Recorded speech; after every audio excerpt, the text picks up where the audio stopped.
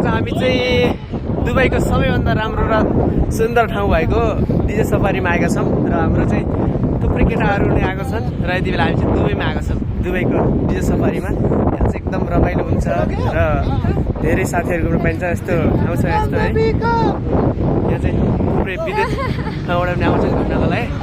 यस्तो यस्ता यहाँ चाहिँ बाइक रेसिङ भइरहने एकदमसित कुद्छन्। यहाँ चाहिँ तल पनि यहाँ पुरै रेत छ है, यो पुरै रेत भएको ठाउँ हो यो चाहिँ।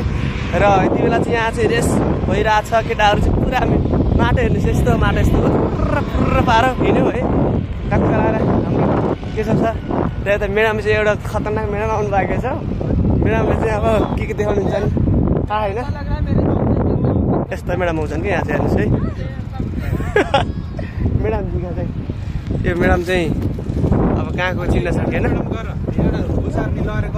अब ल यता यस्तो भन्छन् केटाहरूले चाहिँ के हो यस्तो, यो कस्तो लागिरहेको छ अब चाहिँ घुम्न आएर बेस्ट लाग्छ। र हाम्रो चाहिँ अरू हाँसिँदै हुन्छ यहाँ चाहिँ के छ माल चाहिँ। र हाम्रो ओम साहब यता हेर्नु त दुबईको हाम्रो डिजे सफारी कस्तो लागिरहेको? एकदम बढिया लागिरहेछ। अब खै मिटिङमा खै के हुन्छ, आमाकै बेसी सुन्दर लाग्दैछ। यो बङ्गाली भाइ चाहिँ हाम्रो चाहिँ बङ्गाल चाहिँ अब नेपाली एकदम मेरो नेपाली हो एकदम हेर्नुहोस् है, एकदम मिल्ने छ। यो ब्याग चाहिँ कलर मेरो ड्राइभर चलाउनुहुन्छ भनेपछि यो बङ्गालीमा चाहिँ मेरो ड्राइभरले चाहिँ कहाँ जान्छ भनेको छ यो यता। अनि हाम्रो